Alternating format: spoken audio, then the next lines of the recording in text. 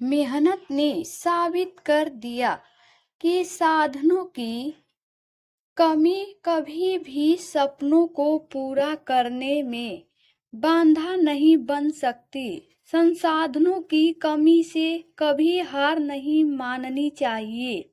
सच्ची लगन और मेहनत से किसी भी चुनौती को पार किया जा सकता है।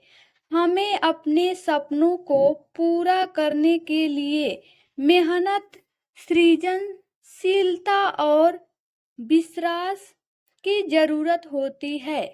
साधारण चीजों से भी अद्भुत और प्रभावी परिणाम प्राप्त किए जा सकते हैं। लगन और मेहनत अपने सपनों को साकार करने के लिए कठिन परिश्रम और दृढ़ संकल्प आवश्यक है। समस्या समाधान, हर समस्या का समाधान होता है, हमें सिर्फ उसे ढूंढने की जरूरत होती है। आत्मविश्वास, खुद पर विश्वास रखना सफलता की कुंजी है।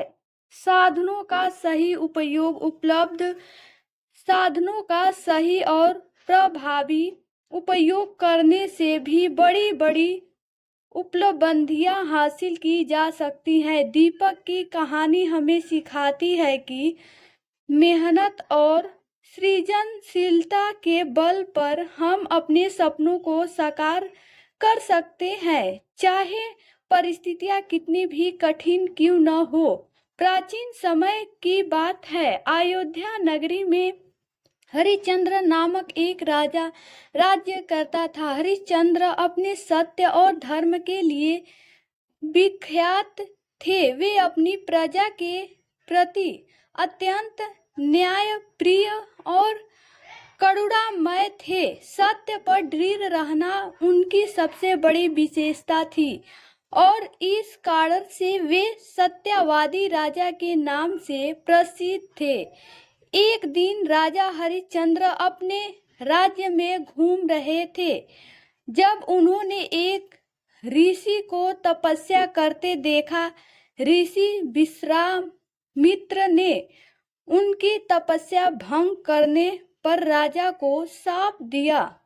राजा ने उनसे क्षमा मांगी और अपनी भूल का प्रायश्चित करने के लिए अपनी सारी संपत्ति और राज्य दान करने का वचन दिया। राजा हरिश्चंद्र ने अपने वचन के अनुसार अपना सारा राज्य और धन ऋषि विश्वामित्र को सौंप दिया। अपनी पत्नी तारा और पुत्र रोहित के साथ उन्होंने राज्य छोड़ दिया और एक नया जीवन शुरू किया। अब उनके पास कुछ भी नहीं बचा था।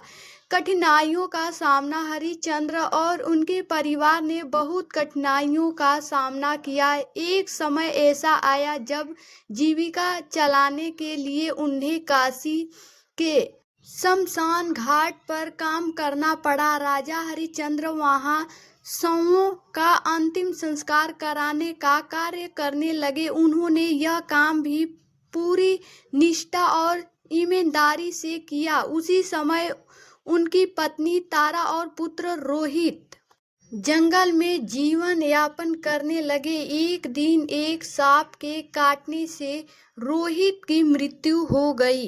तारा अपने पुत्र के शव को लेकर शमशान घाट पर पहुंची। शमशान घाट पर हरिश्चंद्र ही ड्यूटी पर थे। अपने ही पुत्र के शव को देखकर उनका हृदय द्रवित हो गया, लेकिन उन्होंने अपने कर्तव्य और सत्य के मार्ग पर डटे रहते हुए अपनी भावनाओं को नियंत्रित किया। तारा ने हरिश्चंद्र से रोहित के अंतिम संस्कार के लिए मदद मांगी। हरिश्चंद्र ने कहा, मैं यहाँ अपना काम करने के लिए हूँ और मुझे अपने काम का कर्तव्य निभाना है। उन्होंने तारा से अंतिम संस्कार के लिए शुल्क की मांग की। तारा के पास कुछ भी नहीं था, इसलिए उसने अपनी साड़ी का एक हिस्सा शुल्क के रूप में देने का प्रस्ताव रखा। हरिश्चंद्र ने इसे स्वीकार कर लिया और अपने पुत्र का अंतिम संस्कार स्वयं ही किया। उनकी यह सत्य, निष्ठा और कर्तव्य देखकर देवता भी प्रभावित हुए। हरिश्चंद्र के सत्य, धर्म और त्याग की परीक्षा के बाद विश्वामित्र और अन्य देवताओं ने प्रकट होकर उनके धैर्य और निष्ठा की सराहना की। उन्होंने हरिश्चंद्र से कहा, तुमने सत्य और धर्म के मार्ग पर अडिग रहते हुए अपनी सभी कठिनाइयों का सामना किया है। यह एक महान उदाहरण है।